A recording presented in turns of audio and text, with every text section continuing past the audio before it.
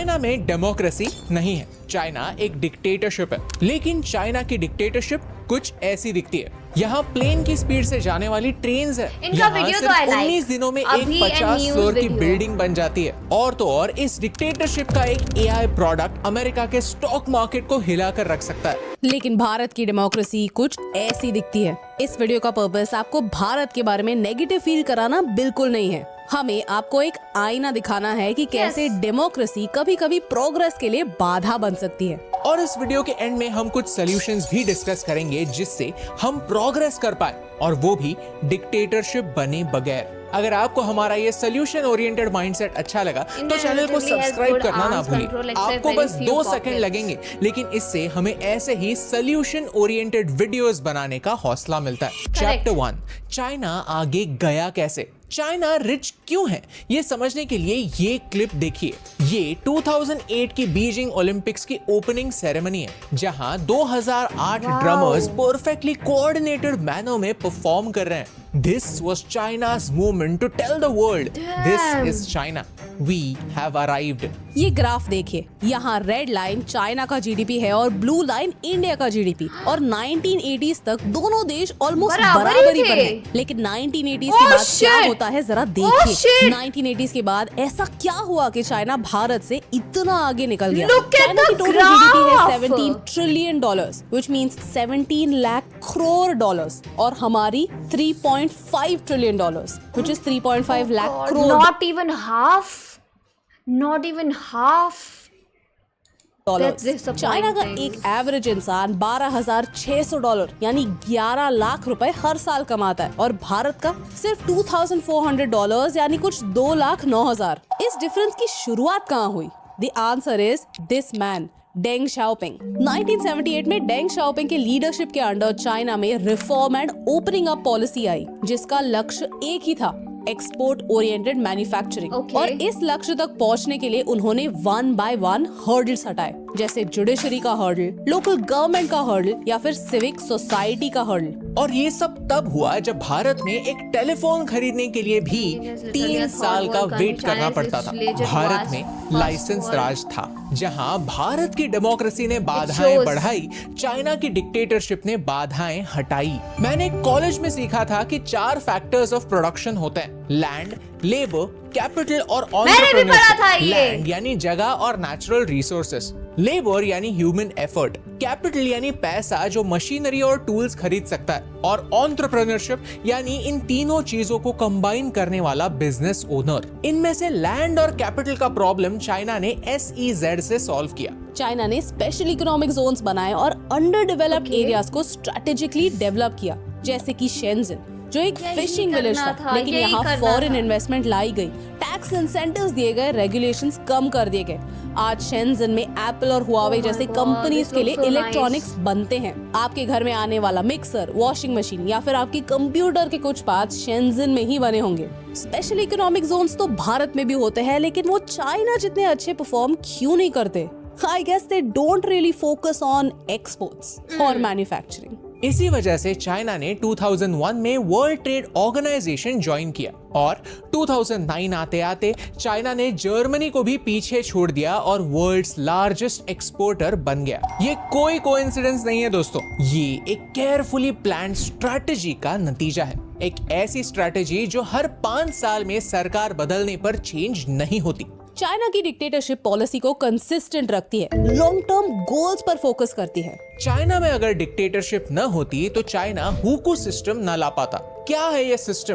Basically China के हर citizen को 2 categories में बांटा जाता है। एक होता है रूरल और दूसरा होता है अर्बन। ये चाइना का इंटरनल वीसा सिस्टम है, यानी एक लेबरर काम करने के लिए रूरल से अर्बन एरिया में आ तो सकता है, लेकिन वो अपने परिवार को नहीं ला सकता, क्योंकि उन्हें रूरल हुकू होने की वजह से सरकारी स्कूल्स में एडमिशन नहीं मिलेगी, सरकारी हॉस्पिटल्स में इलाज नहीं होगा। इस सिस्टम की वजह से कोई काम करने के लिए अगर शहर में आया तो बूढ़ा होने के बाद वो शहर में रहना अफोर्ड नहीं कर सकता, तो वापस चला जाता है। शहरों में स्लम्स नहीं बनते। अगर आपके पास रूरल हुकू है और अगर आप शहर में आते हो और आपके शहर में बच्चे होते हैं, फिर भी उनके पास रूरल हुकू ही होगा। इससे चाइना ने लेबर का प्रॉब्लम सॉल्व किया और साथ ही साथ ये भी अश्योर किया कि लोग अपने फैमिली के साथ शहरों में माइग्रेट ना करें। आपको क्या लगता है, क्या ये सिस्टम फेयर है? क्या भारत को ऐसा सिस्टम लाना चाहिए ताकि हमारे शहर ओवर क्राउडेड न हो? हमें कमेंट्स में जरूर बताइए। If you ask me my opinion, तो I feel this is actually right to do. इससे एक बहुत बड़ी मेन प्रॉब्लम सॉल्व हुई थी, वो थी स्लम्स की, ठीक है ना। शहरों में स्लम्स नहीं होंगे अगर वो लोग अफोर्ड ही नहीं, ठीक है ना, वो लोग अगर शहर में रहेंगे ही नहीं जब गरीबी में, and they just go back to their own villages, तो उस टाइम पे वो प्रॉब्लम सॉल्व हो जाएगा। बट ये इंडिया के लिए बहुत ज़्यादा डिफ़िकल्ट रहेगा एट दिस पॉइंट। अभी भी इम्प्लीमेंट करने के बाद भी it's gonna be very difficult, and लोग इसको सपोर्ट ही नहीं करेंगे। चैप्टर 2, चाइना और भारत। चाइना और भारत में डिफरेंस क्या है? आप इन एग्जांपल से समझ सकते हैं। चाइना ने 40,000 किलोमीटर का हाई स्पीड रेलवे इंफ्रास्ट्रक्चर खड़ा किया, जिससे इंडस्ट्रियल ग्रोथ हुई। भारत भी रेल को इम्प्रूव करना चाहता है, लेकिन Mumbai Ahmedabad bullet train project 2015 में ही अप्रूव हो चुका था, लेकिन लैंड एक्विजिशन न होने की वजह से वो अभी तक अधूरा ही है। डिस्प्लेस्ड फार्मर्स की गवर्नमेंट लिटरली अ डेकेड हो चुका है, 10 साल हो चुके हैं। 2015 से चल रहा है ये सब कुछ, एंड स्टिल कोई प्रोग्रेस नहीं हुआ। हाउ? सेशन के लिए लीगल बैटल्स जारी है। आपको सुनकर विश्वास नहीं होगा, लेकिन भारत के 78% road development projects, 75% rail projects, 22% power projects ऐसे ही लैंड डिस्प्यूट्स के चलते रुके पड़े। इंडिया की जो भी ग्रोथ है वो इंडिया के प्राइवेट सेक्टर की वजह से ही है, लेकिन प्राइवेट सेक्टर को यहाँ काम कहाँ करने दिया जाता है? वेस्ट बंगाल का एग्जाम्पल लेते हैं। रतन टाटा नैनो का प्रोडक्शन वेस्ट बंगाल में करना चाहते थे। 1 लाख के अंदर गाड़ी बनाने का उनका सपना था, जो वेस्ट बंगाल की सरकार ने कंप्लीटली डिस्ट्रॉय कर दिया। ये बात है 2011 की, जहां भारत में प्राइवेट प्लेयर्स को पब्लिक एनिमी के तौर पर देखा गया और चाइना में उन्हें वेल्थ क्रिएटर्स के तौर पर देखा गया। 2010 में जेंगजू में आईफोन की फैक्ट्री लगनी थी, अप्रूवल्स 3 वीक्स में मिल गए। आज हम कोशिश कर रहे हैं कि आईफोन्स इंडिया में भी बने, लेकिन होता क्या है, 2000 वर्कर्स ने खिड़कियां तोड़ी और आग भी लगाई। ऐसे केसेस होते ही रहते हैं, इनफैक्ट हो रहे हैं। सैमसंग तमिलनाडु में फोन मैन्युफैक्चरिंग करने के लिए एक फैक्ट्री सेटअप कर रहा है, लेकिन पिछले कुछ महीनों से हो क्या रहा है? The communists are protesting to create a workers union. Okay, ये मैं तुम्हें सच बताऊं तो I already knew about this issue, ठीक है ना। I already knew about this issue कि इंडिया में people are not willing to give their lands, ठीक है ना। Even though they have a proper house, okay, they have a proper place to live, a proper place to roam around, but अगर जहाँ पर बात आती है कि दे वांट कि यहाँ पे कोई फैक्ट्री खुल जाए, ठीक है ना, वहाँ पे आपको रोज़गार भी मिलेगा, आपको जॉब्स भी मिलेगा, एंड इससे हमारे कंट्री का जीडीपी भी बढ़ेगा। But no, they don't want that. वो बोलेंगे कि आप हमारा नेचर डिस्ट्रॉय कर रहे हो। एंड मीनवाइल उसी सेम टाइम पे एक दूसरा वही पर्सन इंटरनेट पे ये भी बोल रहा होगा कि इंडिया कितना पीछे है, इंडिया की गवर्नमेंट कुछ कर नहीं रही है। यहाँ पे ये इशू भी आता है। And also the thing is that कि यहाँ पे सामने तुम्हें साफ साफ दिख रहा है a democratic and a non democratic, मतलब democratic country and dictatorship country में डिफरेंस, ठीक है ना। यहाँ पे in China they don't really ask इतना कुछ, वो जस्ट ऑर्डर देते हैं। हमें यहाँ पर अपना इवन लोग से पूछने के बाद भी आफ्टर 3 years 4 years 5 years हमें परमिशन ही नहीं मिलता है वो चीज़ करने के लिए। सो वहाँ पे प्रॉब्लम हो जाता है खड़ा। When have communist protests ever achieved anything good in India? Mumbai में भी बहुत सारे मिल्स थे जो बहुत सारे वर्कर्स को एम्प्लॉय करते थे, लेकिन ऐसे ही protest A good comment here is, the crazy part is some Indians will see this and say these all are fake Chinese propaganda. I know, and it's not just small Indians or some Indians. People will say it. It's like majority of the people will say the same thing कि ये fake Chinese propaganda है and not like something actual information or something, ठीक है। If you draw a straight vertical line through the middle of China, the east of the red line 80% of the China's population, west of the line is houses only 20%. Damn, wow. Test की वजह से सारे mills बंद हो गए और न जाने कितने लोगों के जॉब्स ऐसे ही चले गए। नुकसान किसका हुआ? जो बिजनेस ओनर्स थे उन्होंने शायद मूव ऑन करके नई फैक्ट्रियां खोल दी, लेकिन उन वर्कर्स का क्या? नुकसान वर्कर्स का ही हुआ। आपको क्या लगता है, क्या ऐसी न्यूज लोगों को एंटरप्रेन्योर बनने के लिए एनकरेज करती है या सोचने पर मजबूर करती है कि इस देश का कुछ नहीं हो सकता, चलो जर्मनी भाग जाते हैं? ये सारी बातें इंडियन टैलेंट को देश छोड़कर बाहर सेटल होने पर मजबूर करती हैं। Correct. देश के यूथ का This is सबसे why बड़ा even I एम्बिशन want देश to छोड़ के leave कहीं this country. दूसरे देश में सेटल होना That's so यही true. बन चुका है। Whereas चाइना का प्लान अलग है। चाइना ने यंग 1000 टैलेंट प्लान लाया, जिसके थ्रू चाइना फॉरेन में रहने वाले साइंटिस्ट, एकेडमिक्स और एंटरप्रेन्योर्स को वापस चाइना अट्रैक्ट करने की कोशिश करता है, जिससे प्रोडक्शन की चौथी कड़ी एंटरप्रेन्योरशिप का प्रॉब्लम सॉल्व हो सकता है। चाइना में अलग अलग ग्रांट्स होते हैं जिनसे एंटरप्रेन्योर्स को एनकरेज किया जाता है, लेकिन भारत का फोकस सिर्फ जो काम नहीं करता उस पर है, जो काम करता है उसे एनकरेज करना बिल्कुल नहीं होता। In fact there are no straight rules in India. अगर आपको बिजनेस एक the fact is also that कि द मेन डिफरेंस इज क्या चाइना में they want to invent some new things, like जैसे कि you can be the day to day activity will be easy. हमारे यहाँ पे वॉल स्टिकर्स जो हैं इंडिया में बहुत बाद में आए थे, वहाँ पे पहले से ही वॉल स्टिकर यूज़ हो रहे थे, ठीक है ना। And just like this we can use a lot of example जहाँ पे आप देख सकते हैं कि बहुत नई नई चीज़ें आ रही हैं। People just invent new things, okay, try to grow their business there, but India में ऐसा सच नहीं है। इंडिया में people force you to have a government job for some reason. Government job सबको नहीं मिल सकती है, okay, at some point they have to do something for themselves also. कुछ तो शुरू करो, हमारे पास इतनी ज़्यादा पॉपुलेशन है, people just need to start something.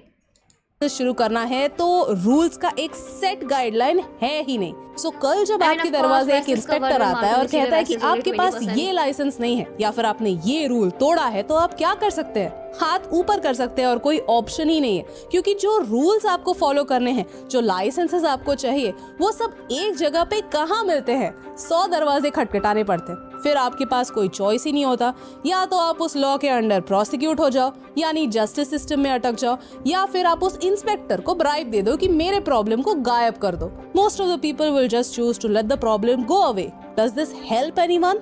Not really, just the inspectors. यही भारत की डेमोक्रेसी का प्रॉब्लम है। डेमोक्रेसी का प्रॉब्लम है कि डेमोक्रेसी अपस्किलिंग की दुश्मन है, क्योंकि जब तक कोई गरीब है, जब तक कोई अनएजुकेटेड है, तब तक वो भीख की तरह दिए हुए मुफ्त राशन और सस्ते सिलेंडर से खुश है। लेकिन अगर वो खुद अपने पैरों पर खड़ा हो गया तो वो सवाल पूछेगा, हमारे जस्टिस सिस्टम स्लो क्यों है, रास्ते इतने खराब क्यों हैं, हवा साफ क्यों नहीं है? और कोई भी सरकार ये नहीं चाहती कि जनता सवाल पूछे। This is why democracy is not perfect. Chapter 3. I hate democracy. China rich है क्योंकि चाइना में इलेक्शंस नहीं होते। चाइना में वन पार्टी डिक्टेटरशिप है। चाइना में 1949 से कम्युनिस्ट पार्टी का ही राज है और इस पार्टी का Before getting into the deep down in the video, I will also say this कि I do not support dictatorship, okay? I'm always on democratic side, okay? Democracy side. So अगर किसी को भी ये लग रहा हो कि I am like supporting China or something, no, I'm not. I'm just seeing the video, watching the video and reacting on the things जो कि वो लोग बोल रहे हैं, बस।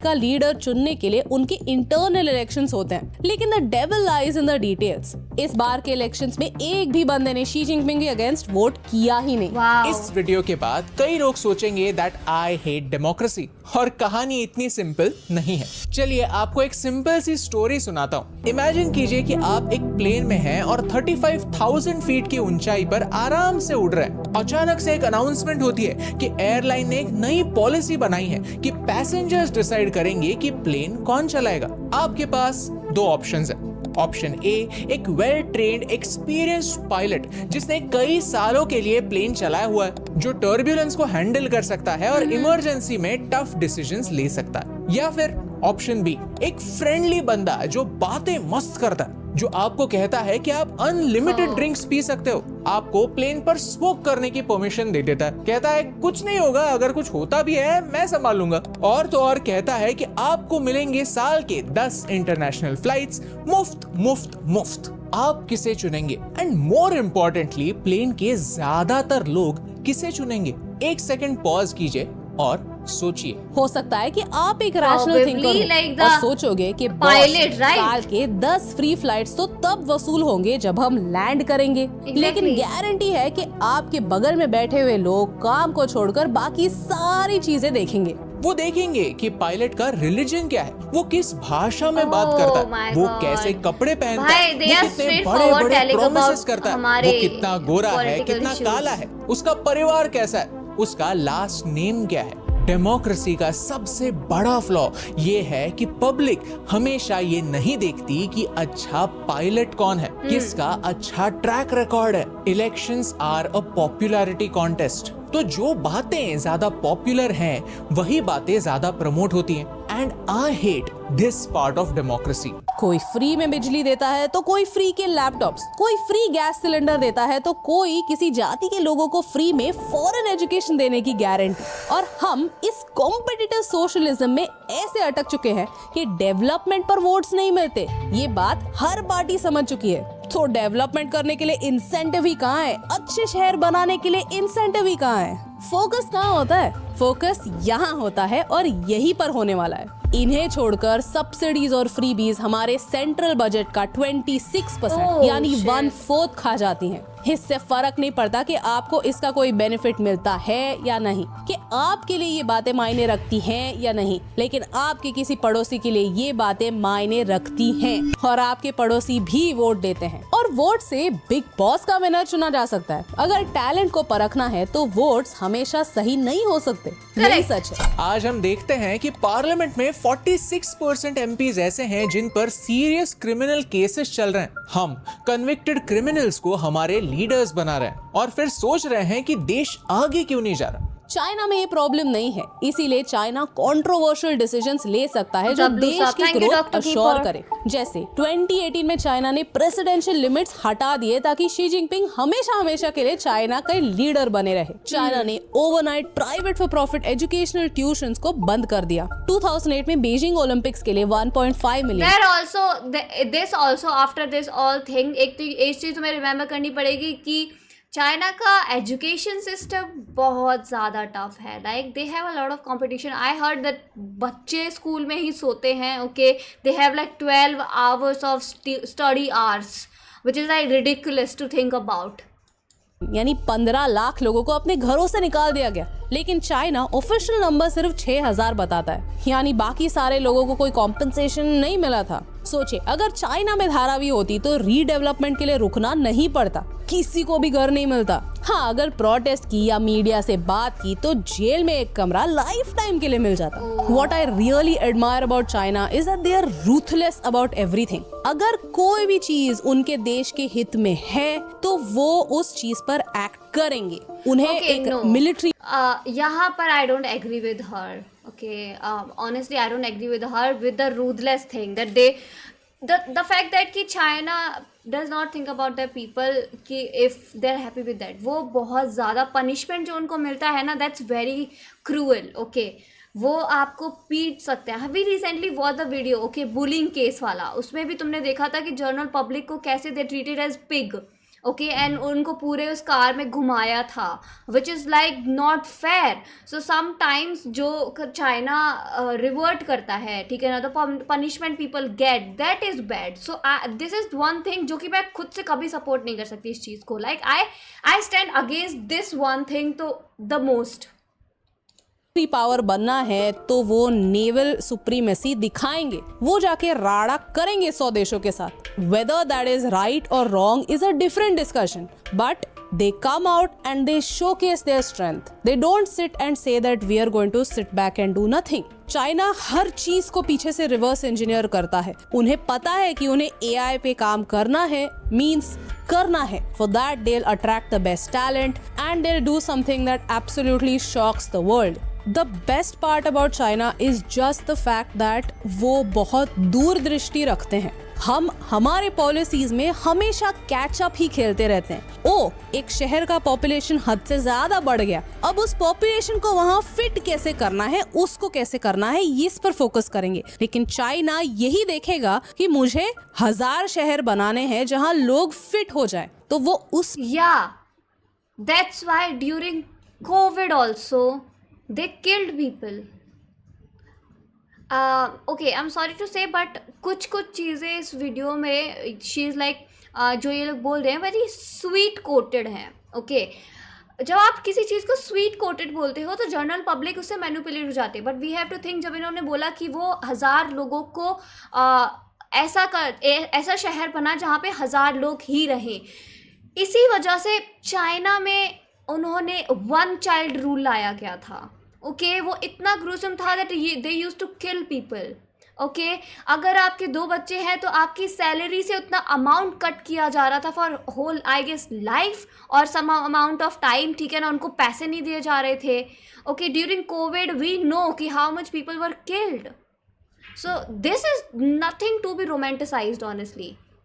पर काम करेगा. चाइना के पास अपने टियर 5 सिटीज के बारे में भी सुंदर वीडियोस हैं, showing a skyline, showing parks, showing footpaths, showing that they are accessible beautiful cities. लेकिन भारत के कोई टियर 5 शहर के वीडियोस देखे तो it looks like the same hell hole. In fact कोई भी बड़े शहर के वीडियोस देख लीजिए, they look like hell holes too. In fact, every place in Mumbai is dug up as if BMC नीचे तेल ढूंढ रही है. एयर क्वालिटी की धज्जियां लगी हुई है और अगर यहाँ के रास्तों की वीडियोस लीक हो गए तो माय गॉड, कोई भी मुंबई नहीं आना चाहेगा. मुंबई वर्ल्ड क्लास शहर कैसे बन पाएगी? How are we even going to compete? China में ऑप्शन नहीं होता. इनफैक्ट चाइनीज प्रॉपर्टी लॉ कहता है कि यहाँ प्राइवेट लैंड वाली कॉन्सेप्ट है ही नहीं. सारा का सारा लैंड सरकार का है. चाइना का पॉपुलेशन कंट्रोल में लाने के लिए 1979 से 2015 तक 1 चाइल्ड पॉलिसी थी. लेकिन जब भारत में नसबंदी की बात हुई तो सरकार गिर गई. चाइना में उइगुर मुस्लिम्स के लिए कॉन्सेंट्रेशन कैंप्स बनते हैं और कोई भी प्रोटेस्ट नहीं करता. पाकिस्तान में इसके बारे में बात तक नहीं होती. लेकिन भारत में अगर सीएए लाने की बात होती है तो लोग सड़कों पर उतर आते हैं. Even though it has nothing to do with the citizens of India. China की प्रोग्रेस ऐसे ही कई कंट्रोवर्शियल डिसीजंस के फाउंडेशन पर खड़ी है, जो अगर भारत में होने लगे तो कुछ लोग तो राह ही देखते हैं कि कब हम भारत को एक डिक्टेटरशिप कह सकें. चैप्टर 4, हम क्या कर सकते हैं? यू सी, भारत का प्रॉब्लम यह है कि भारत में वर्स्ट ऑफ बोथ वर्ल्ड्स हैं. यानी डेमोक्रेसी के जो फ्लॉज हैं वो भी है और डिक्टेटरशिप के जो फ्लॉज हैं वो भी है, at least to some extent. Democracy के फ्लॉज क्या है? डेवलपमेंट स्लो होती है, रास्ते महीनों के लिए खुदे हुए रहते हैं और कोई अकाउंटेबिलिटी नहीं होती. करप्शन होता है और करप्ट ब्यूरोक्रेट्स पर कोई एक्शन नहीं ली जाती. और honestly on this accountability for delay को आई वुड लाइक, मैं इस पे बोलना चाहूंगी that no, if we take example of Malaysia, ठीक है, वहाँ पे तो अकाउंटेबिलिटी जल्दी होते हैं, वहाँ पे डिलेज नहीं होते हैं, वो तो अच्छा है. उस देश के बारे में कम, इलेक्शंस के बारे में ज्यादा सोचते हैं. डिक्टेटरशिप के फ्लॉज क्या हैं? कि आपको अभिव्यक्ति की स्वतंत्रता नहीं होती. किसी पॉलिटिशियन के बारे में फेसबुक पोस्ट करो तो अगले दिन घर गुंडे आ जाएंगे. किसी ब्यूरोक्रेट की पोस्ट को लाफिंग वाला रिएक्शन दे दो तो केस हो जाएगी. और रूल्स सबके लिए अलग अलग होते हैं. नेता असेंबली में बैठकर गंदी चीजें देख सकते हैं, लेकिन एक जोक की वजह से नेशनल संस्कृति भ्रष्ट हो जाती है. दोनों बातें गलत हैं, दोनों बातें नहीं होनी चाहिए और दोनों को एज सिटीजन्स सेम सजा भी होनी चाहिए. लेकिन क्या ऐसा होता है? चाइना में सिंगल पार्टी रूल है, लेकिन क्या भारत के लिए ये सोल्यूशन सही होगा? यू सी, अगर एक सिंगल पार्टी की सत्ता होना देश को सुधार सकता तो 1947 से लेकर 1977 तक भारत में भी कंटिन्यूअसली एक ही पार्टी की सरकार थी. भारत में तो चाइना जैसी रैपिड डेवलपमेंट हुई ही नहीं, क्योंकि हमने हमेशा वेल्थ क्रिएटर्स को क्रोनी कैपिटलिस्ट की नजर से ही देखा. यस, बड़े बिजनेसमैन स्कैम करते हैं लेकिन सभी नहीं करते. यहाँ पे मैं एक इम्पोर्टेंट बात बोलना चाहती हूँ. आई एम नॉट सेइंग कि चाइना में कोई करप्शन नहीं होता, नहीं. In fact if you read this book you will see how China में एक्चुअली हर लेवल पर करप्शन होता है. लेकिन चाइना में उस करप्शन के अगेंस्ट होता क्या है? रिजल्ट्स. फॉर एग्जाम्पल, अगर चाइना ने डिसाइड किया है कि अगले ओलंपिक्स में मुझे इतने गोल्ड मेडल्स चाहिए, तो वो रिवर्स इंजीनियर करके उस पर मेहनत करते हैं. So the people are promised कि अगर आप इतने गोल्ड मेडल्स ला पाए तो आपको इतने सारी चीजें मिल जाएंगी, इतना सारा पैसा, घर, इतने सारे चीजें मिल जाएंगी. So they are actually motivated towards bringing results because then it gives them whatever. But then also there was a gold medalist from China and वो आई थिंक 2-3 साल पहले ही उनका एक वीडियो वायरल गया था where he was dancing on street. okay, begging.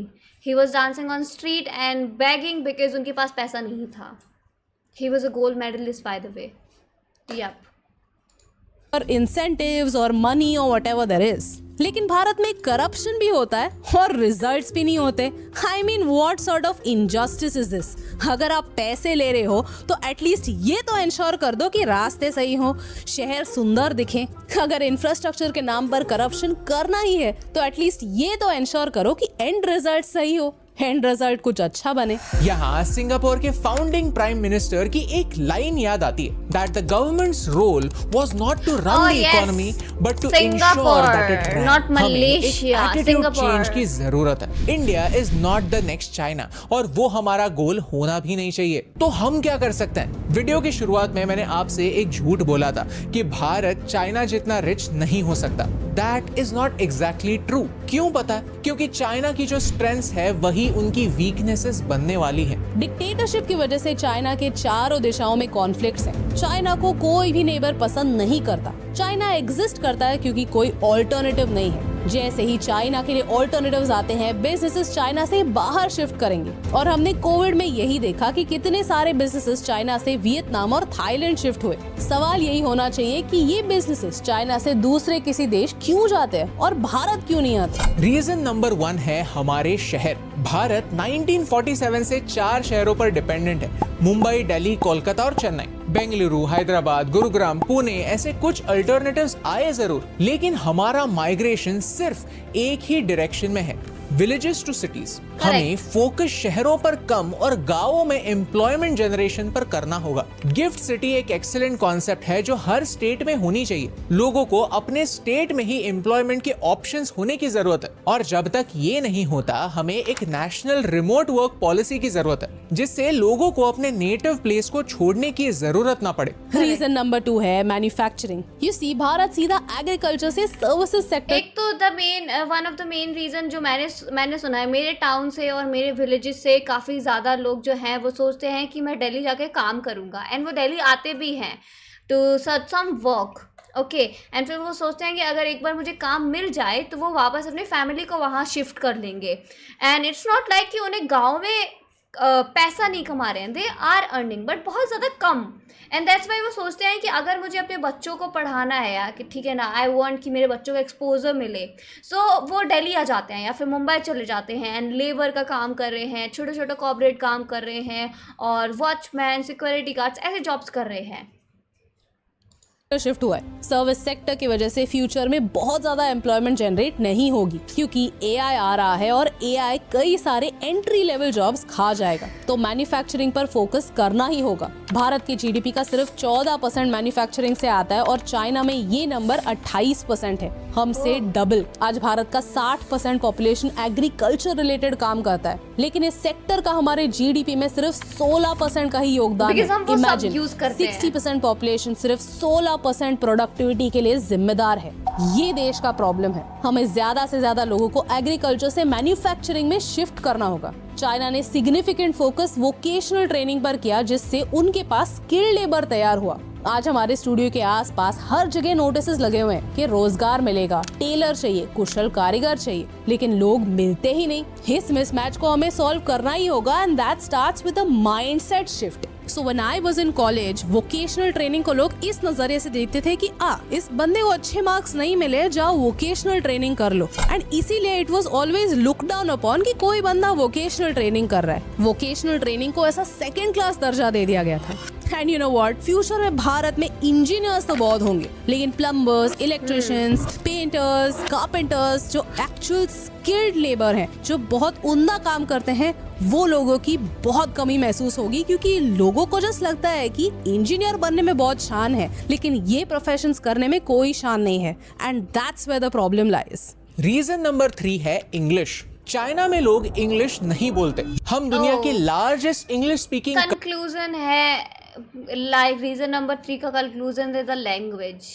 Country है, ये हमारी स्ट्रेंथ है, ये हमारा एडवांटेज होना चाहिए, लेकिन ये बस कॉल सेंटर ऑपरेट करने तक ही सीमित रह चुका है. हमें out of the box thinking की जरूरत है. आज दुनिया भर में इंग्लिश टीचर्स की जरूरत है. तो दुनिया को इंग्लिश सिखाकर हमारा टैलेंट दुनिया का ब्रिज बन सकता है। हमें इस बात को रिकॉग्नाइज करना ही होगा। प्लस हमारी रीजनल लैंग्वेजेस में इतना सारा हेरिटेज है जिसे हम यूटिलाइज ही नहीं करते। हम टूरिस्ट को अट्रैक्ट नहीं करते, उन्हें हमारा कल्चर दिखा नहीं पाते। ये एक अनटैप्ड पोटेंशियल है। कुछ दिनों पहले मैं महाराष्ट्र टाइम्स के एक एग्जीबिशन में गया था जहां उन्होंने मराठाओं के हथियार, हमारे पोएम्स, हमारे आर्ट को एग्जिबिट किया था। ये हमारा गोल्डन हेरिटेज है। हर स्टेट में फोर्ट्स है, हिस्ट्री है, हमारा खाना है। और अगर ये सारी बातें दुनिया तक पहुंचानी है तो इंडियंस एक यूनिक एडवांटेज रखते हैं कि हमें इंग्लिश भी आती है और हम हमारी नेटिव लैंग्वेज भी जानते हैं। हमारी इस जनरेशन को इस ब्रिज का काम करना ही होगा, क्योंकि ये एडवांटेज बहुत ज्यादा समय के लिए नहीं रहने वाला है। हम ऑलरेडी हमारे मॉन्यूमेंट्स को, हमारे कल्चर को खो रहे हैं। कितने सारे स्टेट्स में हमारे फोर्ट्स डिसरिपेयर में पड़े हुए हैं। और अगर हम ही हमारे कल्चर की वैल्यू नहीं करेंगे तो कोई भी फॉरेनर इसकी वैल्यू क्यों करेगा? कोई इसे प्रिजर्व क्यों करना चाहेगा? भारत को रीब्रांडिंग की सख्त जरूरत है। अगर आप इस मुद्दे पर और जानना चाहते हैं तो हमारा ये वीडियो जरूर देखिए, जहां हमने टूरिज्म सेक्टर भारत की इकोनॉमी को कैसे मजबूत कर सकता है इस पर बात की है। क्योंकि दुनिया के हर देश से सीखकर भारत को 1% बेहतर बनाने से मुझे फर्क पड़ता है। आई वुड से कि ये वीडियो में थोड़ा तो था मैनिपुलेटिव लगा था मुझे थोड़ा सा video. Like they told us a lot about things, ठीक है ना। उन्होंने बहुत ज़्यादा चीज़ों के बारे में बताया which probably we are not aware. Okay, बहुत ज़्यादा चीज़ें थी, we were not aware about those things, but like अगर आप किसी चीज़ को इतना अच्छे से दिखाओगे ना तो हमें सच में लगेगा कि बहुत अच्छा है, बट नो, बहुत ज़्यादा फ्लॉज भी हैं that's why I already said that I don't support dictatorship, simply is that. Like the Indian dream is to leave the country. Yes, Indians, me as an Indian, even I want to like live in a different country.